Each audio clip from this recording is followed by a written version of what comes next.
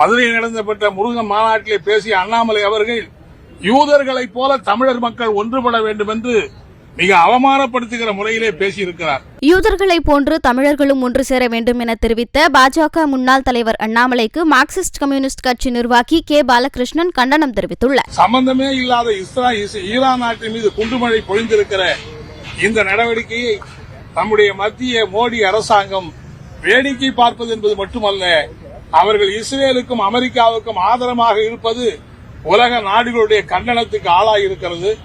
காலம் காலமாக உலகத்திலே ஏகாதிபத்தியம் எதிர்த்து போராடக்கூடிய மக்களுக்கு பக்கபலமாக இருந்த இந்திய அரசாங்கம் இன்றைக்கு யூத வெறி பிடித்திருக்கிற, இனவெறி பிடித்திருக்கிற, ஒரு மனித இன படுகொலை ஈடுபட்டிருக்கிற இஸ்ரேல் அரசாங்கத்துக்கு ஆதரவாக, அதற்கு ஆதரிக்கிற அமெரிக்க அரசாங்கத்துக்கு ஆதரவாக மோடி அரசாங்கம் செயல்படுவது 140 கோடி மக்களை கொண்டிருக்கிற இந்திய நாட்டுக்கு மிகப்பெரிய அவமானம் என்பதை இந்த நேரத்தை சுட்டிக்காட்ட விரும்புகிறோம். எனவேதான் இடதுசாரி கட்சிகள் எல்லாம் சேர்ந்து நாடு முழுவதும் இன்றைக்கு மக்கள் மத்தியிலே போரை உடனடியாக நிறுத்த வேண்டும், 3வது உலக போர் வந்துவிடக் கூடாது, இதற்கு அடிப்படை காரணமாக இருக்கிற இஸ்ரேலை கண்டிக்க வேண்டும், அமெரிக்காவை இந்திய அரசு கண்டித்து சமாதான நடவடிக்கையில் ஈடுபட வேண்டும் என்று நாங்கள் வற்புறுத்த விரும்புகிறோம்.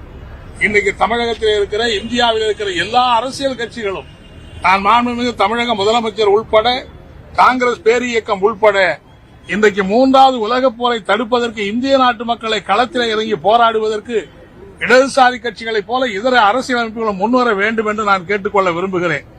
மதுரையில் நடத்தப்பட்ட முருகன் மாநாட்டிலே பேசிய அண்ணாமலை அவர்கள் யூதர்களைப் போல தமிழர் மக்கள் ஒன்றுபட வேண்டும் என்று மிக அவமானப்படுத்துகிற முறையிலே பேசியிருக்கிறார். யூதர்களையும் தமிழர்களையும் ஒன்று சமமாக பார்க்கிற யூதர்கள் இன்றைக்கு எவ்வளவு பெரிய படுகொலை செய்து கொண்டிருக்கிறார்கள். அப்படி தமிழர்கள் ஒன்றுபட வேண்டும் என்று சொன்னால் இன படுகொலை இனம் செய்கிற இனமாக தமிழர்களை மாற்றுகிற அப்படி கேவலமான முயற்சியிலேதான் பாஜக தமிழ்நாட்டிலே இறங்கி இருக்கிறது. இதனையும் கண்டித்து அனைவரும் குரல் கொடுக்க வேண்டும் என்று இடதுசாரி கட்சிகள் சார்பிலே நாங்கள் கேட்டுக்கொள்கிறோம். தொடர்ந்து பல்வேறு நாடுகள் நடக்கும் போர்களுக்கு ஆதரவாக அமெரிக்கா ஈடுபட்டே வராங்க. எந்த நாட்டுக்கு போர் நடந்தாலும் அதில் முன்னிற்பது அமெரிக்காவா இருக்கு.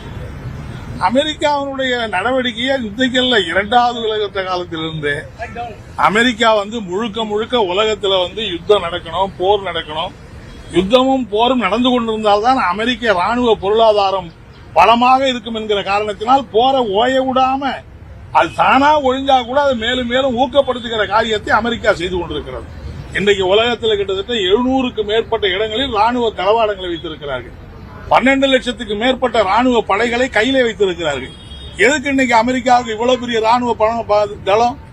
எனவே உலகத்தில் போர் ஓய்ந்துவிடக் கூடாது என்பதில் குறியாக இருக்கிற அமெரிக்க பெருமுதலாளிகளுடைய நலனுக்காக அமெரிக்க அரசாங்கம் இது செய்து கொண்டிருக்கிறது.